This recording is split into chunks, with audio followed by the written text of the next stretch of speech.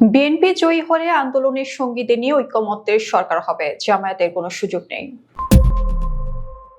নির্বাচনে বিএনপি জয়ী হলে আন্দোলনের সঙ্গীদের নিয়ে ঐকমত্যের সরকার গঠন করবে, তবে এতে জামায়াতে ইসলামের কোনো জায়গা হবে না বলে জানিয়েছেন দলের মহাসচিব মির্জা ফখরুল ইসলাম আলমগীর।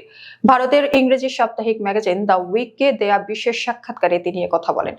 বিএনপির মহাসচিব আরো বলেন, বাংলাদেশ ভারত সম্পর্কের ক্ষেত্রে শেখ হাসিনা কোনো স্থায়ী বাধা হতে পারে না, তাকে ছাপিয়ে দুই দেশের সম্পর্ক এগিয়ে নেওয়া সম্ভব। সাক্ষাৎকারে আসন্ন নির্বাচন, দলীয় সংস্কার এবং ভারতের সঙ্গে সম্পর্ক নিয়ে কথা বলেন Mirza Fakhrul.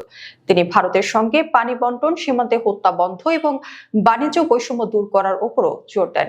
The উইকের senior associate editor নম্রতা বিজি আহুজা প্রশ্ন করেন, রাজনীতিতে ভারত বিরোধী মনোভাব তীব্রতর হচ্ছে, কোন বিষয়গুলো দ্রুত সমাধান প্রয়োজন?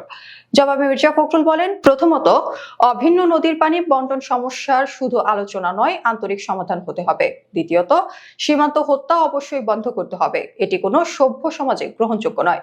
তৃতীয়ত, বাণিজ্য বৈষম্য ন্যায্যভাবে মোকাবেলা করা দরকার। মির্জা ফখরুল আরো বলেন, ক্রিকেটের সাম্প্রতিক ঘটনাটি দুর্ভাগ্যজনক ও অপ্রয়োজনীয় ছিল, যা উভয় পক্ষে প্রতিক্রিয়া তৈরি করেছে। সার্বভৌমত্ব, আত্মসম্মান ও পারস্পরিক বিশ্বাসের কথা মাথায় রেখে দ্রুত আলোচনার মাধ্যমে এসব সমস্যার সমাধান করা উচিত। বেগম খালেদা জিয়ার মৃত্যুর পর সেই শোকাবহ সময় ভারতীয় পররাষ্ট্রমন্ত্রী এস জয়শঙ্করের সফর একটি ইতিবাচক পদক্ষেপ ছিল। দ্য উইক জানতে চায়, বাংলাদেশ ভারত সম্পর্কের ক্ষেত্রে শেখ হাসিনা ফ্যাক্টরটি ভবিষ্যতে কতটা গুরুত্বপূর্ণ হবে। এর জবাবে মির্জা ফখরুল বলেন, তিনি একটি ফ্যাক্টর, তবে তা পাশ কাটিয়ে ওঠা অসম্ভব নয়। শেখ হাসিনা গণতান্ত্রিক প্রতিষ্ঠানগুলো ভেঙে দিয়ে এবং ক্ষমতা কুক্ষিগত করে এই সংকট তৈরি করেছেন। দীর্ঘমেয়াদে তিনি রাজনীতিতে আর প্রাসঙ্গিক থাকবে না। ভারত ও বাংলাদেশের সম্পর্ক তাকে ছাপিয়ে সামনে এগিয়ে নেওয়া উচিত। শিক্ষার্থীদের নিয়ে গঠিত ন্যাশনাল সিটিজেন পার্টির সঙ্গে বিএনপি কেন জোট করেনি, এই প্রশ্নের জবাবে তিনি বলেন, আমরা চেষ্টা করেছিলাম, কিন্তু এনসিপি অনেক বেশি আসন দাবি করেছিল, যা দেওয়া সম্ভব ছিল না।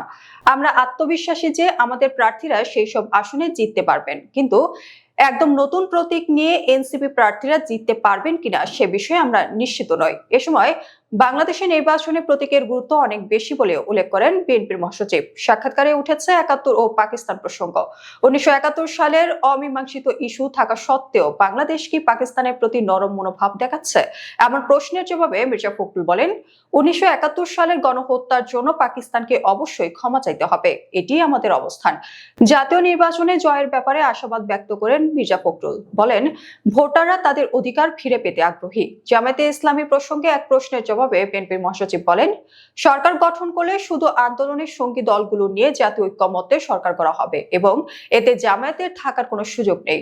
বিএনপির ভারপ্রাপ্ত চেয়ারম্যান তারেক রহমানের দেশে ফেরা এবং তার ৩১ দফা সংস্কার কর্মসূচি নিয়ে মির্জা ফখরুল বলেন, এটি তরুণদের মধ্যে উদ্দীপনা তৈরি করেছে। বিএনপির ভিশনে রয়েছে প্রধানমন্ত্রী পদের মেয়াদে ২ মেয়াদে সীমাবদ্ধ করা, বিচার বিভাগ ও গণমাধ্যমের পূর্ণ স্বাধীনতা নিশ্চিত করা এবং ১.৫ বছরের মধ্যে ১ কোটি মানুষের কর্মসংস্থান।